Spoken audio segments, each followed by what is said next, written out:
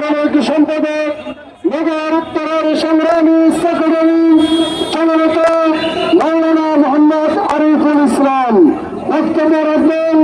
জননেতা মাওলানা মোহাম্মদ আরিফুল ইসলাম।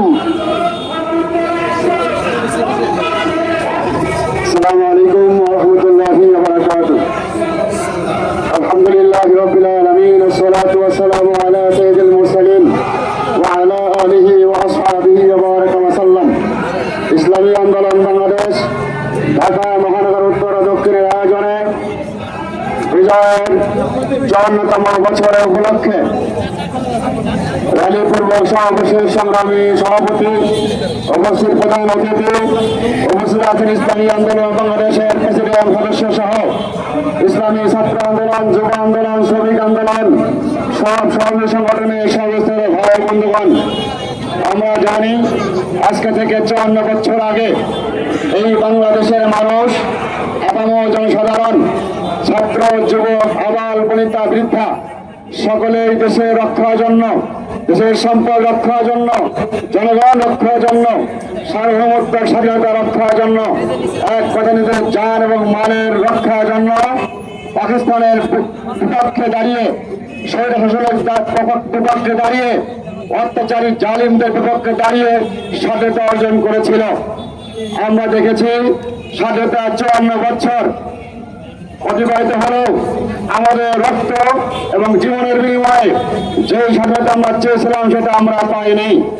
আমরা দেখেছি স্বাধীনতার পরে এদেশের একটি ব্যক্তির নামে এক কথায় শেখ মুজিবুর রহমান তন্ত্র চলতেছিল, যার জন্য তখন থেকেই তাদের প্রত্যেকটা বাংলাদেশকে শাসন করে নাই, জনগণকে শাসন করে নাই, শোষণ করেছে, জনগণের উপরে তারা জুলুম করেছে, অত্যাচার করেছে, যার ফলশ্রুতিতে সেই শেখ মুজিবুর রহমানকেও জীবন দিতে হয়েছে। কিন্তু আমরা দেখি তারপরে যারা এই সরকার গঠন করেছিল, বাংলাদেশের জনগণের পক্ষে সরকার কেউ ছিল না, ছিল বাহিরের পক্ষের সরকার।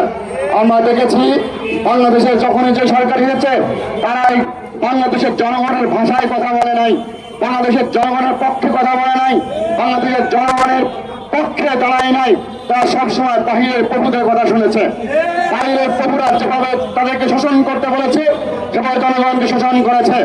আমরা দেখেছি বিশেষ করে আওয়ামী লীগ সরকারের এই ১৬ বছর অর্থাৎ শেখ মুজিবুর রহমান সাহেবের কান্না শেখ হাসিনা তন্ত্র চলেছে। ১৬ বছর তারা বাংলাদেশের জনগণের উপরে যে অত্যাচার স্টিমুলার চালিয়েছে তা ভাষায় ব্যক্ত করা যায় না। তার ফলশ্রুতিতে দেশের মানুষ, ছাত্র, জনতা, আবাল, বৃদ্ধ, বনিতা সকলে আবার তাদের রক্ত এবং জীবনের বিনিময়ে স্বৈরতন্ত্র, প্রভুত্ববাদী, অত্যাচারী, খুনি আওয়ামী লীগকে আমার দেশ থেকে বিদায় করতে বাধ্য হয়েছে। আমরা সুস্পষ্ট বলতে চাই, এই হাসিনাতন্ত্র, শেখ মুজিব তন্ত্রকে আমাদের দেশের পাশের রাষ্ট্ররা এরাই বেশি লাই দিয়েছে, এরাই ওদেরকে লেলিয়ে দিয়েছে আমাদের প্রতি, যার জন্য তারা আজকে আমাদের বন্ধু না হয়ে তারা শত্রুতে পরিণত হয়েছে। আমরা স্পষ্ট বলতে চাই, বাংলাদেশের জমিনে কোন অত্যাচারীরা টিকতে পারে নাই। আওয়ামী লীগ আগেও টিকতে পারে নাই, বর্তমানেও টিকতে পারে নাই, ভবিষ্যৎ টিকার সম্ভাবনা নাই। পাশাপাশি যারা আবার ক্ষমতা আসার জন্য বিভিন্ন উস্কানিমূলক বক্তব্য দিয়ে বিভিন্ন ধরনের পায়তারামূলক কথা বলতেছেন, ভারতকে প্রভু মানতেছেন, আমেরিকাকে প্রভু মানতেছেন, ভালো করে খেয়াল রাখতেন বাংলাদেশের জনগণ, ছাত্র, জনতা এখনো জাগ্রত আছে। বিপ্লব বেশি দিন হয়নি, মাত্র ৪ মাস পেরিয়েছে। যদি এমন কোন পদক্ষেপ নেন যেই পদক্ষেপের মাধ্যমে বাংলাদেশের জনগণের বিরুদ্ধে চলে যায় পদক্ষেপ, জনগণের বিপক্ষে পদক্ষেপ যাবে, আবার শাসকের নামে শাসক রূপে আবির্ভূত হবেন, বাংলাদেশের জনগণ আবার বিপ্লব করতে বাধ্য হবে। সেইভাবে আওয়ামী লীগকে দেশ থেকে বিতাড়িত করেছে।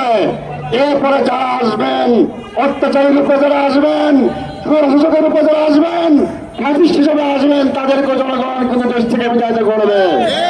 আরেকটি কথা সুস্পষ্ট বলতে চাই, এদেশের জনগণ ইসলামের পক্ষে থাকতে চায়, ইসলামকে ভালোবাসে, ইসলামকে মহব্বত করে, ইসলাম প্রিয়তা সকলের ভিতরে আছে, যার জন্য আমরা বলতে চাই আগামীর বাংলাদেশ হবে ইসলামের বাংলাদেশ, আগামীর বাংলাদেশ হবে ইসলামের বাংলাদেশ।